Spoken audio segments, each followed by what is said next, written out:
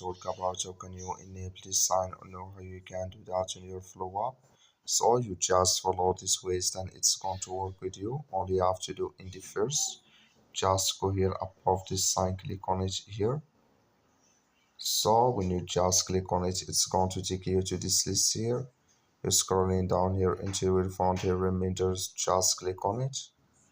Then it's going to show for you a list like this. You just scrolling down here until you will find here contraception here, just click on it. You click on this sign. So like you see this color show for us, as mean is enabled with us now.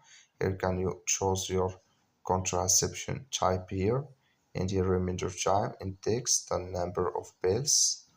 So then here if you want to add or tap the button or on the main screen here if you want to add it. So that's all you have to do. Thank you for watching. Don't forget to support us by liking and subscribe.